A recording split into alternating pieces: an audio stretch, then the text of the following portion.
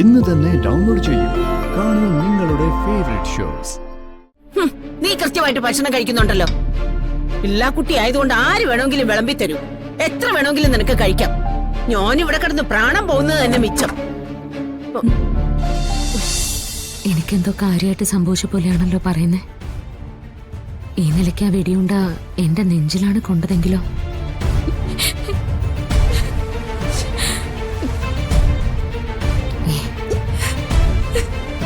മോളെ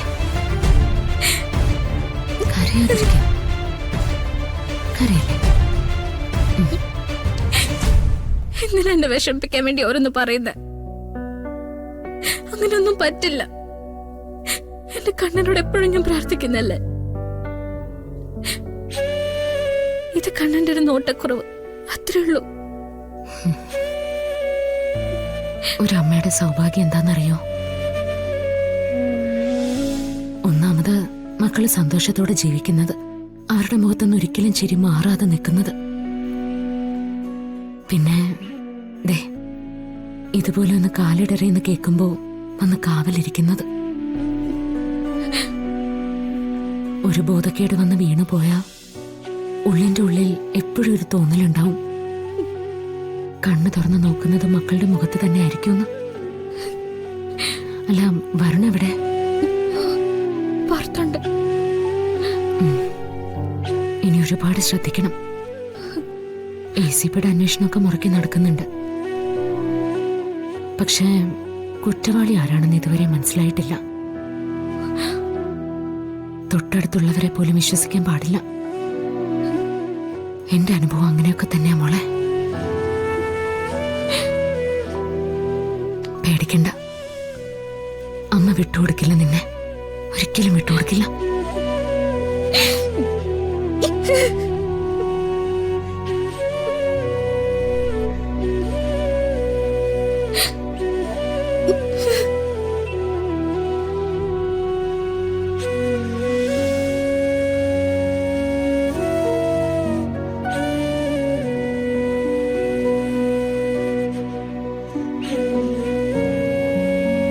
ഒരു സർജറി കഴിഞ്ഞാൽ 1-2 ദിവസം കഴിഞ്ഞാൽ മാത്രമേ ഡിസ്ചാർജ് ചെയ്യാൻ പറ്റൂ. പക്ഷേ ഇന്ന് തന്നെ പറഞ്ഞയക്കാൻ വല്ല സാധ്യതയുണ്ടോന്ന് ACP ചോദിച്ചു.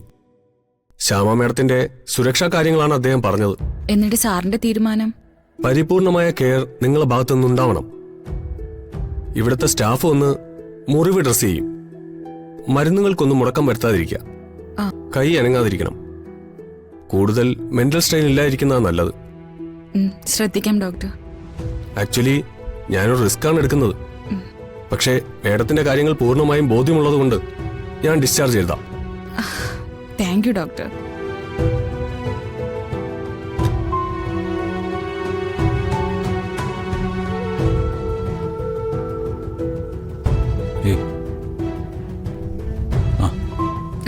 ഇന്ന് തന്നെ പൊയ്ക്കോളാൻ പറഞ്ഞു. അതെന്താ ഇത്ര പെട്ടെന്ന്? ബുള്ളറ്റ് ഒരുപാട് അകത്തേക്ക് പോയിരുന്നില്ല, അതുകൊണ്ട് ഇനി ചെറിയ സർജറി ആയിരുന്നു. കുറച്ച് കഴിയുമ്പോൾ ഇവിടെ നിന്ന് ഇറങ്ങാം. വരുൺ, നിങ്ങൾ രണ്ടുപേരും വീട്ടിലേക്ക് പൊക്കോളൂ. ഇല്ല, ഫിദ മാഡത്തിനെ വീട്ടിലൊക്കെ ഉണ്ടെന്നാക്കിയിട്ടേ ഞങ്ങൾ പോകുന്നുള്ളൂ. ഇപ്പൊ കുഴപ്പമൊന്നും ഇല്ലല്ലോ മോളെ, പിന്നെന്താ? അല്ല, അത് പറ്റില്ല മാഡം. ഫിദ മാഡം വീട്ടിലെത്തി എല്ലാം ഒന്ന് ഓക്കെ ആയിട്ട് പോയാലേ എനിക്ക് ശരിയാവുള്ളൂ. വരുൺ അല്ലേ? നിർബന്ധിക്കണ്ട മാഡം. ശരി, ആയിക്കോട്ടെ. ഞാൻ ഫിദയുടെ അടുത്തേക്കൊന്ന് ചെല്ലട്ടെ.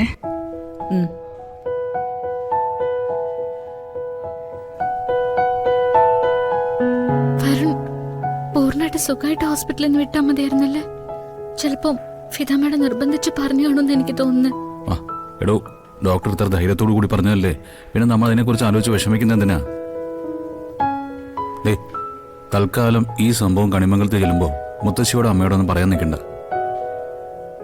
പിതാമടത്തിന്റെ കാര്യം പറഞ്ഞ അവർ വിഷമിക്കുന്നു മാത്രമല്ല, അറ്റാക്ക് ഉണ്ടായത് നമുക്ക് നേരെയാണെന്ന് അറിയുമ്പോൾ വല്ലാതെ ടെൻഷനാവും. ശരിയാ, ഇപ്പൊ തന്നെ വീട്ടിലാകെ പ്രശ്നങ്ങളല്ലേ. അതിന്റെ കൂടെ ഇതോടെ അറിയിച്ച പിന്നെ എല്ലാരും തളർന്നു പോവും. അതെ, തൽക്കാലം ഒന്നും പറയണ്ട. പിന്നെ സത്യം നമുക്ക് കണ്ടെത്തിയേ പറ്റൂ. നമുക്ക് പുറകിൽ ആരാണെന്ന് നമുക്ക് അറിഞ്ഞേ പറ്റൂ. എന്തെങ്കിലും ഒരിക്കല് അവന്റെ മുഖം മൂടി നമുക്ക് വലിച്ചു കീറണം. അപ്പോഴേ അറിയാൻ പറ്റൂ ശത്രു അകത്തു നിന്നാണോ അതോ പുറത്തു നിന്നാണോ എന്ന്. ACP ഉറപ്പ് തന്നിട്ടുണ്ട്, ദിവസങ്ങൾക്കുള്ളിൽ അയാൾ വലയിലാവുമെന്ന്. നമുക്ക് നോക്കാടോ.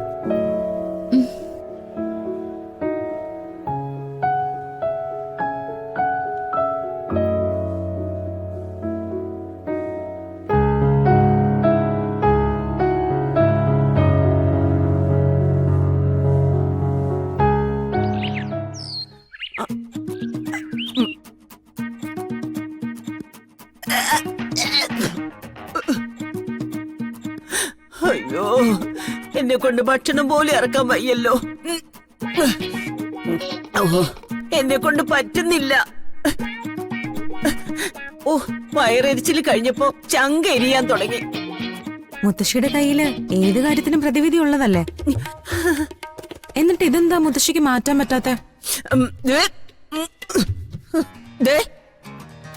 മനുഷ്യനിവിടെ പ്രാണം പെടയുന്നത് കണ്ടിട്ടും ഒന്ന് സമാധാനിപ്പിക്കാൻ പോലും തോന്നുന്നില്ല അല്ലേ? നിനക്ക് വേണ്ടിയാ ഞാൻ ഇവിടെ കിടന്ന് കഷ്ടപ്പെടുന്നത്, അത് ഓർമ്മ വേണം. നീ കൃത്യമായിട്ട് ഭക്ഷണം കഴിക്കുന്നുണ്ടല്ലോ. എല്ലാ കുട്ടി ആയതുകൊണ്ട് ആര് വേണമെങ്കിലും വിളമ്പി തരൂ, എത്ര വേണമെങ്കിലും നിനക്ക് കഴിക്കാം. ഞാനിവിടെ കിടന്ന് പ്രാണം പോകുന്നത് തന്നെ മിച്ചം. എന്താ മുത്തശ്ശി, എന്തിനാ ഇവളോട് ദേഷ്യപ്പെടുന്നത്? ദേഷ്യപ്പെട്ട ഒന്നുമല്ല, ഒരു തുള്ളി വെള്ളം ഇറക്കാൻ പറ്റുന്നില്ല. ചങ്ക് പഴുത്തു പോയെന്നാ തോന്നുന്നേ. ഞങ്ങളുടെ അവസ്ഥ അതുപോലൊക്കെ തന്നെയാ.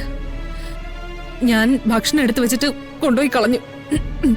കൽപ്പന ഭക്ഷണം കഴിക്കാത്തോണ്ട് ഞാനും കഴിച്ചില്ല.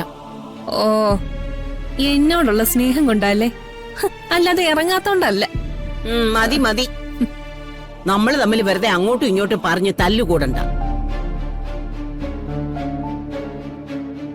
ഇവിടെ ഇപ്പൊ വരുണും രാധിക അല്ല യഥാർത്ഥ പ്രശ്നം, ആ ജയഭാരതിയാ.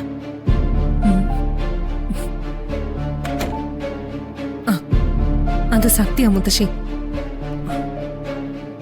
കണിമംഗലത്ത് നമ്മൾ ചിന്തിക്കുന്നതൊന്നും നടക്കാതിരിക്കുന്നതിന്റെ പ്രധാന കാരണം ജയഭാരതി മുത്തശ്ശി. ജയഭാരതി മുത്തശ്ശി ഒന്ന് വീഴ്ത്തിയ പിന്നെ രാധികയും വരുണിനെയും വീഴ്ത്തുന്നത് എളുപ്പാ. പക്ഷേ അതത്ര എളുപ്പമാണെന്നൊന്നും കരുതണ്ട.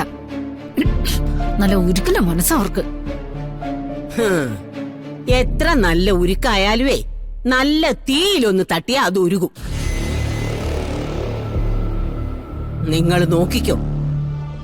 ഇനി ഞാൻ ഒരു കാര്യം തീരുമാനിക്കുന്നുണ്ടെങ്കിൽ അതെ ജയഭാരതിക്കിട്ടുള്ളൊരു പണിയായിരിക്കും. കൂടെ നിൽക്കാൻ പറ്റുമോ നിങ്ങൾക്ക്? മുത്തശ്ശി എന്ത് വേണമെങ്കിലും ചെയ്തോ, ഞങ്ങളെ കൂടെയുണ്ട്.